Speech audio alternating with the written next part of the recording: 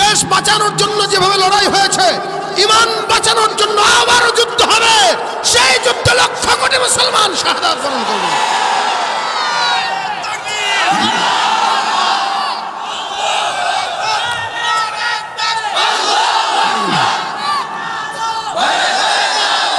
আল্লাহ আমাদের ঈমানকে কবুল করুক। লড়াইয়ের ওই ময়দানেতে যেতে তোমাকে হবে, প্রয়োজনে সব রক্তটুকু জমিনেই ঢেলে দেবে। লড়াইয়ের ওই ময়দানেতে যেতে তোমাকে হবে, প্রয়োজনে সব রক্তটুকু জমিনেই ঢেলে দেবে। তবুও তোমায় লড়তেই হবে, মানিবে না পরাজয়। তবুও তোমায় লড়তেই হবে, মানিবে না পরাজয়। বিপ্লব মানে জীবন দেয়া বসে থাকা নয়, সে কোনো দিন আসবে না রে, করো যদি ভয়।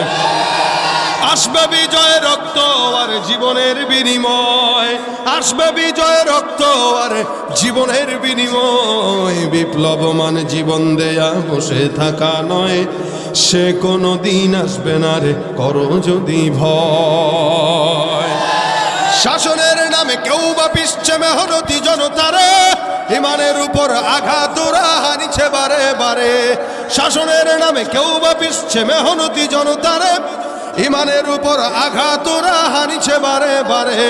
প্রতারণার ওই ফাঁদে পড়ে মোরা জীবন করেছি ক্ষয়, প্রতারণার ওই ফাঁদে পড়ে মোরা জীবন করেছি ক্ষয়। বিপ্লব মানে জীবন দেয়া বসে থাকা নয়, সে কোনো দিন আসবে না রে, করো যদি ভয়। বিপ্লব মানে জীবন দেয়া বসে থাকা নয়, সে কোনো দিন আসবে না রে, করো যদি ভয়। ভয় করব, করলে যদি করতে হয় মালিকরে করতে হয়।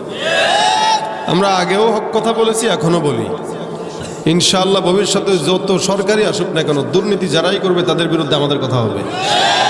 তো যদি মনে করে, অনেকে বলে যে আগে আমরা মন খুলে কথা বলতে পারিনি, আমি কখনোই কথা বলি না। কি এর মন খুলে কথা বলতে পারি নাই? পারছি বলেই তো আমাদের লিস্ট সরকারের কাছে ছিল। যদি তেল মারতাম আর তেল খাইতাম তাহলে লিস্ট সরকারের কাছে থাকতো না। তা আগেও তেল খাই নাই, তেল মারি নাই, এখনো তেল মারবো না, খাবো না।